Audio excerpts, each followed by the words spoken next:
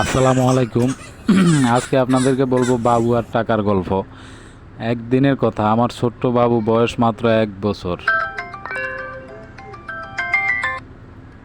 ছোট হলেও দুষ্টামিতে কিন্তু তার কারো থেকে কম নয়। ঘরে যেখানে টাকা পাওয়া যায়, বাবুর চোখ সেদিকেই যায়।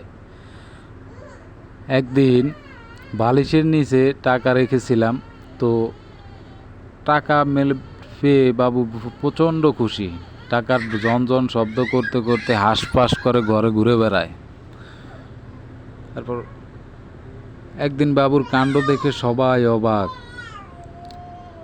টাকা বিছানার নিচে রাখা ছিল, বালিশের নিচে।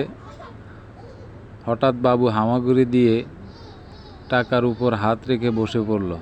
কেউ কাছে গেলেই সে টাকার গাধা বুকে চেপে ধরে রাখে এবং ছোট্ট গলায় বলে, আও মাও করে কান্না শুরু করে।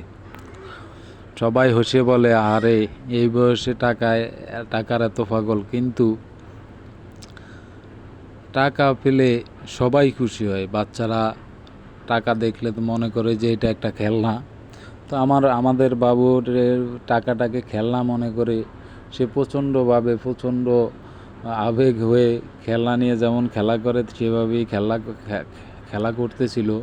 হঠাৎ করে যখন আমি টাকাটা নিয়ে গেলাম, তখন তার মুখের দিকে তাকানো যায় না।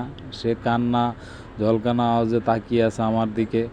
তো হঠাৎ যখন টাকা দেই না, তখন সে ভাবতেছে টাকাটা দেবে কি দেবে না। তখন আস্তে আস্তে মন খারাপ করে বসেছিল।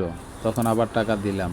দেওয়ার পরে সে টাকা দেখতেছে, এটা আসলে কি টাকা, এত বড় টাকা, এত এত ছোট নোট। তবে আমাদের বাবু কখনো ছোট টাকায় হাত দেয় না, সব সময় সে বড় টাকার উপরে তার নজর।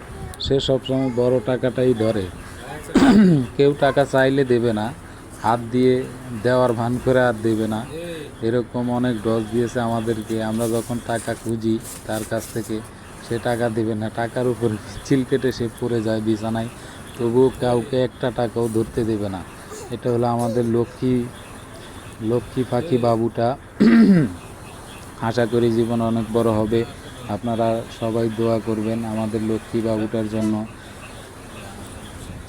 আস্তে করে টাকাগুলোকে কিছু টাকা বিছানার নিচে রাখে, আবার কিছু টাকা নিজের কাছে সযত্নে রেখে দেয়, কাউকে দেবে না বলে। একটা টাকাও কাউকে ধরতে দেয় না, সবগুলো বিছানায় ছড়ানো ছিটানো, কিন্তু তবুও কাউকে ধরতেও দেবে না। ধরলেই কান্না শুরু করবে। তেমনি যখন টাকাগুলো গুছিয়ে এক জায়গায় রাখি, তার জন্য টাকাগুলো গুছিয়ে রাখা যায় না।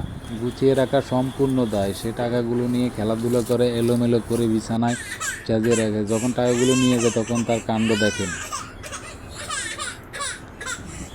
দেখেন, দেখলে হাসতে হাসতে অজ্ঞান হয়ে যাবেন। টাকা না দেওয়ার কারণে সে কী করতে পারে।